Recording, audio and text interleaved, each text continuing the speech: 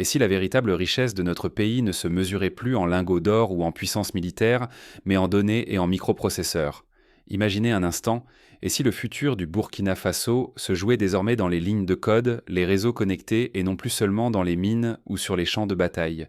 Cette question, en apparence simple, cache en réalité une transformation profonde du monde, une révolution silencieuse mais implacable qui redéfinit la puissance, la prospérité et la souveraineté des nations. Prenons un exemple frappant. Autrefois, la suprématie des royaumes se mesurait à la taille de leurs armées et à la richesse de leurs mines d'or. Aujourd'hui, ce sont les nations qui maîtrisent le numérique et l'intelligence des données qui dictent le rythme du monde. La Corée du Sud, un pays autrefois ravagé par la guerre, a su miser sur l'innovation technologique et l'éducation numérique pour devenir un géant économique. Sa réussite repose moins sur ses ressources naturelles que sur sa capacité à transformer l'information en valeur et à connecter intelligemment ses citoyens. Nous sommes à un carrefour semblable. Novembre 2025. À Ouagadougou, le président Ibrahim Traoré s'avance à la tribune de la Semaine du numérique. Devant des millions de Burkinabés, il prononce un discours qui secoue le pays. La révolution numérique n'est plus un luxe réservé aux grandes puissances, ni une mode importée. C'est un choix vital, peut-être notre dernier espoir pour sortir de la lenteur, de la corruption et de la dépendance qui étouffent le Faso depuis des décennies. Ce jour-là, un cap est franchi. Pour la première fois, le numérique n'est pas présenté comme un gadget, mais comme le levier pour refonder l'administration, accélérer la justice, offrir à tous des services publics fiables et rebâtir la confiance brisée entre citoyens et État. Ce moment charnière rappelle les grandes déclarations historiques. Pensez à Franklin D. Roosevelt lançant le New Deal dans l'Amérique des années 30 ou à Nelson Mandela invitant à la réconciliation et à la refondation de l'Afrique du Sud au sortir de l'apartheid. Ici aussi, il s'agit d'un appel à la mobilisation générale, d'un engagement à dépasser nos blocages pour bâtir un nouveau contrat national. La promesse est immense. Exploiter la data, l'intelligence artificielle et l'informatique pour combler notre retard, voire dépasser ceux qui nous dominaient un tiers. Ce n'est plus une simple modernisation, c'est une question de survie et de dignité. Si le pari est réussi, il peut ouvrir la voie à un Burkina Faso plus juste, plus rapide et surtout plus souverain face aux tempêtes du monde. L'histoire nous montre que les pays qui ont réussi leur transition numérique ont vu leur économie s'accélérer, leur administration gagner en efficacité et leur société s'ouvrir à de nouveaux horizons. Mais l'échec guette. Si ce virage est raté, l'administration restera bloquée, la corruption rongeuse d'espoir et la dépendance aux solutions étrangères sera notre lot quotidien. Au contraire, réussir, c'est offrir à chaque Burkinabé de nouvelles chances, des droits effectifs et la possibilité de vivre dans un pays où la technologie protège, rassemble et émancipe. Il ne s'agit pas d'une simple évolution, mais d'un véritable saut qualitatif, comme lors du passage de l'ère agricole à l'ère industrielle en Europe au XIXe siècle. Alors cette révolution numérique, rêve lointain ou basculement décisif, fera-t-elle du Burkina Faso un exemple de renouveau ou s'ajoutera-t-elle à la longue liste des promesses non tenues? Pour répondre à cette interrogation, plongeons au cœur des défis, des espoirs et des stratégies qui dessineront notre destin. Derrière ce discours galvanisant, une question brûle toutes les lèvres. Par où commencer pour transformer cette vision en réalité? À l'ombre des projecteurs, certains préparent déjà la première pierre de ce chantier titanesque. Mais avant d'imaginer les solutions, il faut comprendre le poids des obstacles, la profondeur des blocages et la force des habitudes à bousculer. Depuis des décennies, chaque Burkinabé sacrifie des heures, de l'énergie et des rêves à cause d'un système hérité d'un autre temps. Obtenir un simple document exige souvent d'attendre plusieurs semaines, de faire la queue à l'aube devant un guichet qui ferme trop tôt, ou de voir son avenir suspendu à des dossiers qui se perdent ou à des décisions opaques. Ce n'est pas un simple désagrément.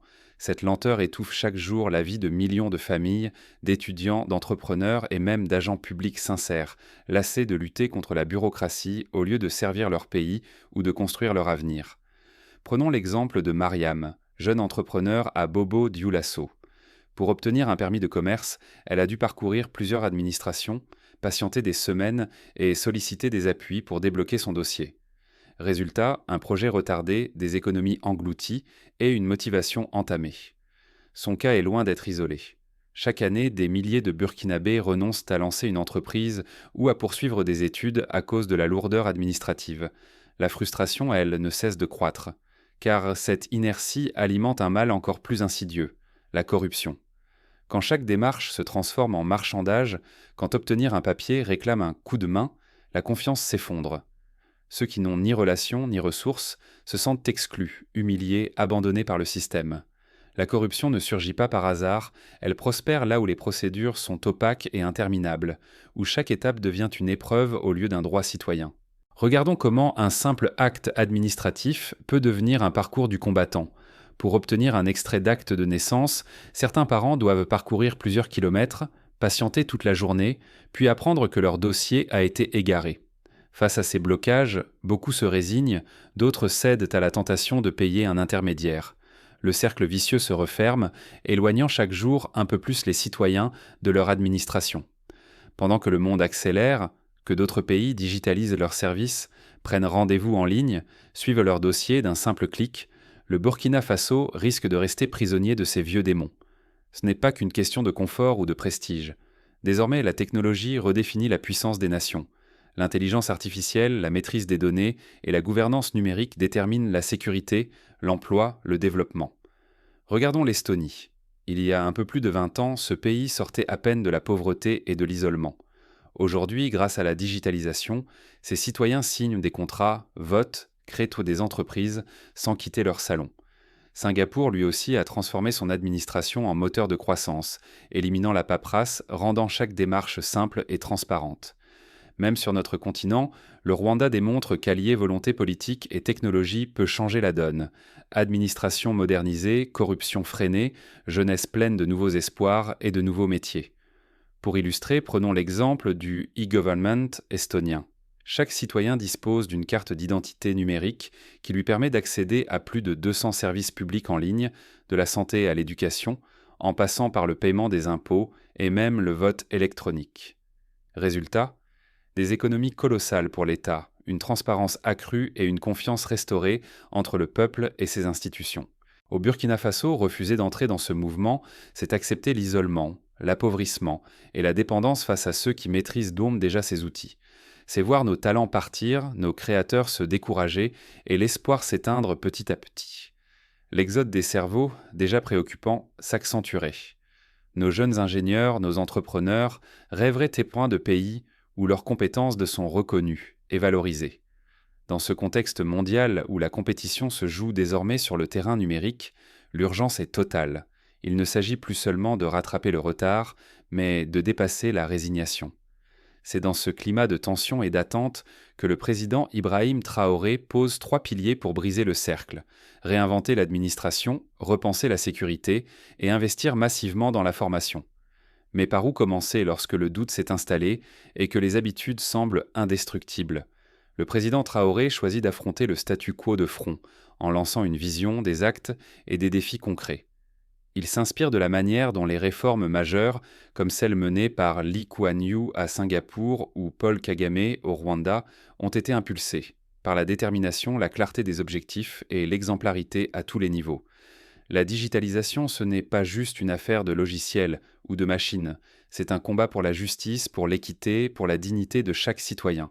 Car derrière chaque dossier égaré ou chaque démarche interminable, il y a une vie en suspens, une famille découragée, une confiance brisée. Aujourd'hui encore, l'administration classique se traîne.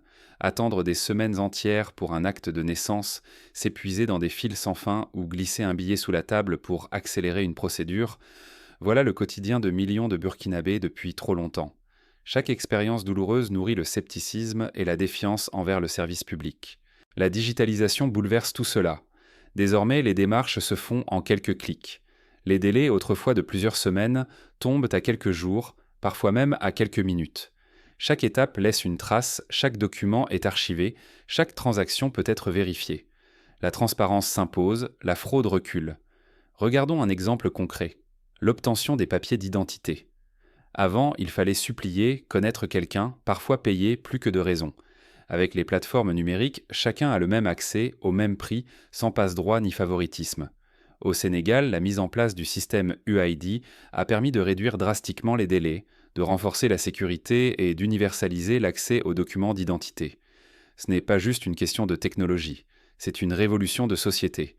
Le numérique rend le service public plus rapide, mais surtout plus juste. Il fait gagner du temps aux citoyens, il restaure la confiance, il brise le cercle vicieux de la corruption. Derrière chaque formulaire digitalisé, il y a une victoire discrète contre l'injustice. Plus besoin d'appeler un grand frère pour débloquer un dossier. Plus besoin de relations pour obtenir ce qui est un droit. Le numérique égalise les chances, protège la dignité et rétablit l'équité pour tous. La digitalisation, c'est aussi un engagement éthique. Elle impose la transparence, force la responsabilité et oblige les institutions à rendre des comptes. Chaque citoyen peut suivre son dossier, comprendre les étapes, signaler les abus. C'est ainsi que la confiance renaît, patiemment, brique par brique. Prenons l'exemple du Rwanda, qui a lancé la plateforme Irambo pour centraliser tous les services publics en ligne. En quelques années, le nombre de démarches accessibles à distance est passé de quelques-unes à plusieurs dizaines. Les files d'attente ont diminué, les plaintes pour corruption ont chuté et la satisfaction des usagers s'est envolée. Si nous refusons cette transformation, nous restons prisonniers des vieux démons. La corruption prospère, les investissements fuient et le potentiel du Burkina Faso demeure sous-exploité. Refuser le numérique, c'est accepter que l'administration reste un obstacle au lieu d'être un moteur. Mais le numérique n'est pas une baguette magique, c'est un outil puissant, oui, mais il exige de la volonté politique et une éthique partagée. La vraie révolution, c'est celle des mentalités. Faire du service public digitalisé un droit pour tous, et non un privilège réservé à quelques-uns. C'est pourquoi la digitalisation dépasse la simple technologie. Elle porte un enjeu de justice, de dignité, d'avenir pour chaque Burkinabé. Ne rien faire, c'est laisser la lenteur et la corruption décider à notre place. L'histoire du XXe siècle regorge d'exemples où le retard technologique a condamné des peuples à la marginalisation. Mais pour que cette transformation tienne ses promesses, il faut surmonter de nombreux défis techniques et humains. La route sera longue, mais elle est indispensable pour bâtir un Burkina Faso plus fort et plus juste. Ce n'est pas une simple réforme administrative, c'est une question de survie, de souveraineté et de modèle de développement pour tout un peuple. La digitalisation peut devenir, comme l'électricité ou le chemin de fer au XIXe siècle, le moteur d'un développement accéléré et partagé. Imaginez un Burkina Faso où l'intelligence artificielle devient un outil quotidien, accessible à tous et non un privilège réservé à quelques-uns. Demain, nos forces de sécurité pourraient anticiper les menaces grâce à l'analyse instantanée de dizaines de milliers de données. Cette capacité à réagir plus vite que le danger transformerait la lutte contre l'insécurité, offrant aux autorités un avantage décisif face à des défis de plus en plus complexes. Dans de nombreux pays, l'IA est déjà utilisée pour détecter des mouvements suspects, analyser des flux de données en temps réel et coordonner les secours en cas de catastrophe. En Israël, par exemple, l'intelligence artificielle aide à prévenir les attaques terroristes en croisant des données issues de multiples sources.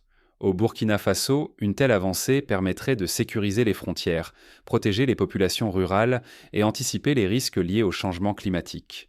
Dans nos campagnes, la digitalisation de l'agriculture ouvre un horizon inédit. Grâce à des données météorologiques précises, au suivi intelligent des sols et à l'accès à des plateformes numériques de vente, nos agriculteurs pourraient, pour la première fois, optimiser leurs récoltes, limiter les pertes et vendre au-delà de nos frontières. Cela signifie plus de revenus pour les familles, une sécurité alimentaire renforcée et une agriculture moderne qui attire une jeunesse ambitieuse et connectée. Un exemple concret, au Kenya, la plateforme M-Farm permet aux agriculteurs de connaître en temps réel les prix des denrées, d'accéder à des conseils agricoles et de vendre directement leur production. Résultat, les intermédiaires sont réduits, les marges augmentent et la précarité recule. Appliqué au Burkina Faso, un tel modèle pourrait transformer la vie de millions de familles rurales. Mais la révolution numérique ne s'arrête pas à l'économie, elle redéfinit le destin de la jeunesse burkinabé. Plutôt que de rester de simples utilisateurs de téléphones ou de réseaux venus d'ailleurs, nos jeunes deviennent créateurs de solutions technologiques.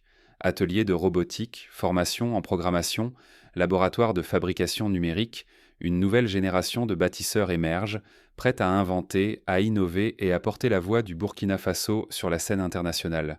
Pensons à l'Inde qui a massivement investi dans la formation de ses jeunes aux nouvelles technologies.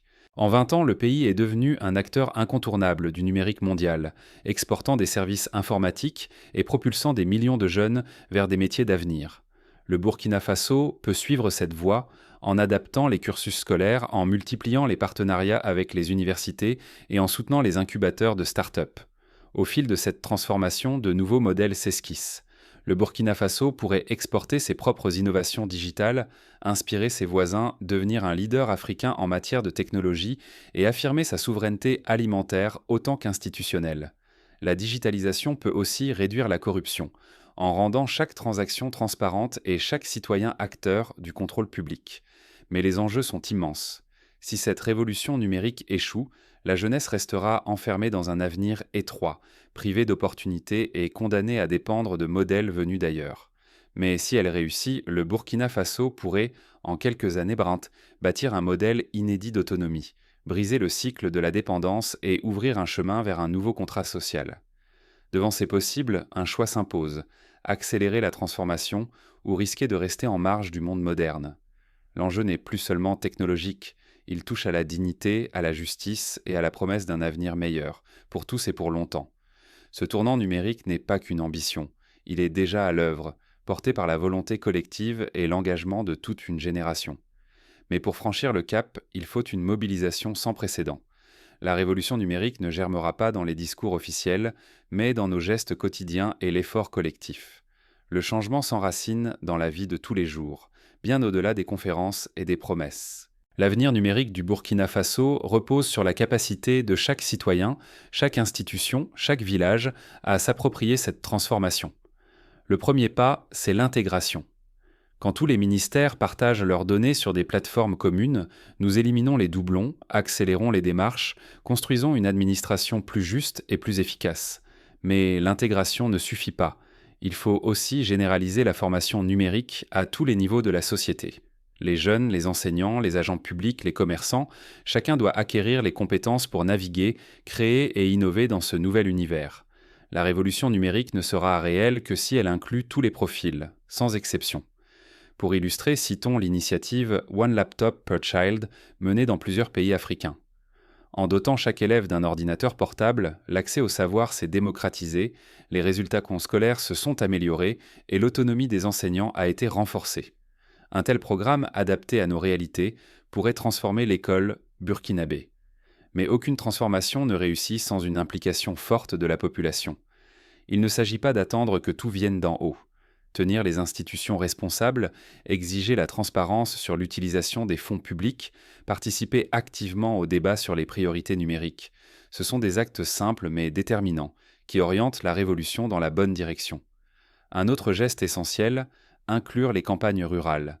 Investir dans la connectivité, déployer la fibre, apporter des ordinateurs dans les écoles éloignées. Chaque région, chaque groupe social doit accéder aux outils du XXIe siècle. Si certains restent exclus, le fossé numérique se creusera davantage et les inégalités s'aggraveront. Le progrès ne sera durable que s'il est partagé. Au Ghana, le programme Rural Connectivity a permis de raccorder des centaines de villages à Internet haut débit. Les résultats sont spectaculaires: accès à la télémédecine, à la formation en ligne et même à des services bancaires mobiles. Au Burkina Faso, un effort similaire garantirait que personne ne soit laissé de côté. Pour avancer, il faut s'inspirer des réussites mondiales, mais copier n'est pas la solution. Le Burkina Faso doit inventer sa propre voie, adaptée à ses réalités, à sa jeunesse, à ses ambitions. Prendre le meilleur des modèles étrangers, puis les transformer pour répondre à nos besoins propres. Le risque est évident. Si le numérique reste réservé à une minorité, le fossé technologique deviendra un mur. Les plus vulnérables resteront à l'écart et les promesses de la révolution numérique se dissiperont comme des mirages. Seul un engagement collectif permettra de bâtir un avenir où chacun profitera pleinement des avancées technologiques, sans subir une nouvelle forme d'exclusion. Mais une question demeure: comment chacun de nous peut-il prendre sa place pour écrire ce chapitre inédit? Pour répondre à ce défi, il faut regarder de près les initiatives concrètes déjà en marche et celles qui demandent encore à naître. C'est là que l'histoire individuelle rejoint le destin collectif. La transformation du Burkina Faso ne sera jamais l'œuvre d'un seul président, mais d'un peuple entier déterminé à choisir l'intégrité, l'audace et la modernité. Aujourd'hui, il n'est plus temps de rester spectateur ou de déléguer notre destin. Chaque citoyen, chaque jeune, chaque femme, chaque travailleur doit devenir acteur de cette révolution numérique. Refuser d'agir, c'est laisser d'autres décider de notre avenir. C'est accepter que la lenteur, la corruption et la dépendance étranglent encore notre progrès collectif. Ensemble, en adoptant les outils numériques, nous pouvons bouleverser nos institutions, rendre nos services publics plus transparents, plus justes et accessibles à tous, et libérer d'immenses opportunités économiques. Ce mouvement n'est pas réservé à une poignée de privilégiés. Il s'agit d'un choix national, d'un sursaut collectif où chaque initiative compte. Lancer un projet, suivre une formation, imaginer une solution numérique pour nos communautés, chaque geste construit l'avenir. Le président Ibrahim Traoré l'a affirmé, la souveraineté numérique est un pilier de la dignité et du progrès pour chaque Burkinabé. Ce chemin exige du courage, de la rigueur et une volonté inflexible face au blocage du passé. Notre quotidien peut changer radicalement. Imaginez un Burkina Faso où obtenir un document administratif prend quelques minutes, où la corruption disparaît car tout était traçable, où la jeunesse invente des emplois grâce à la technologie et où nos écoles, hôpitaux et villages bénéficient d'innovations concrètes. Mais cette transformation ne s'accomplira pas par hasard. Elle dépend de la mobilisation de chacun dès maintenant. Attendre, c'est courir le risque de voir d'autres écrire notre histoire à notre place. La révolution numérique appartient à tous.